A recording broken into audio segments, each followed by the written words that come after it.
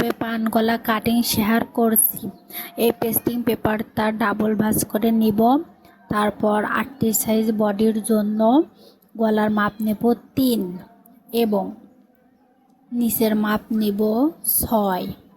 আপনারা খেয়াল করে দেখতে পারলেই বুঝতে পারবেন আমি ভিডিওতে খুব সুন্দর ক্লিয়ারভাবে দেখিয়েছি।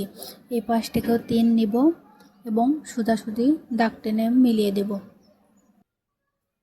পান গলা কাটিং একদম সহজ। আপনি যদি একটু খেয়াল করে দেখেন তাহলে খুব সহজেই বুঝতে পারবেন।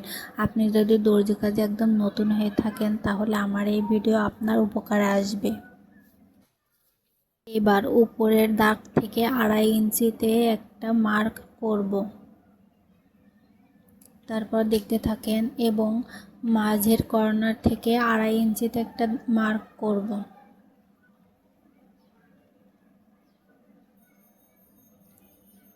তারপর 1 ইঞ্চিতে একটা মার্ক করব।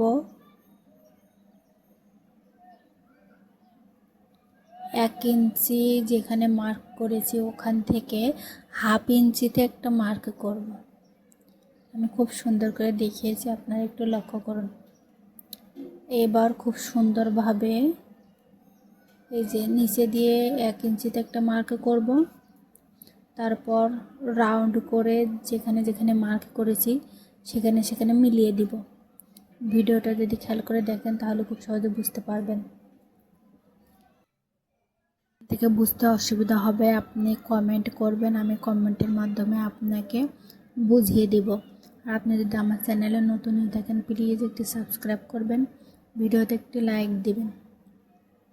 এবার দেখুন যেখান থেকে আমি রাউন্ড করে মার্ক করেছি তার দাগ থেকে শুরু করে চারি কোল দিয়ে 1 ইঞ্চি করে আমি মার্ক করে নেব।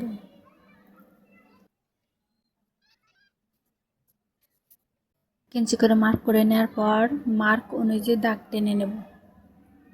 তারপর দেখেন কি সুন্দর একটা পান গলার ডিজাইন তৈরি হয়ে যায়। আপনার যদি ভালো লাগে অবশ্যই একটা লাইক করতে ভুলবেন না।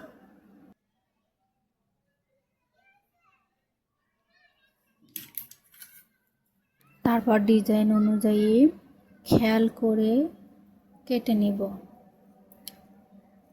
ভালোভাবে দেখতে থাকেন তাহলে বুঝতে পারবেন।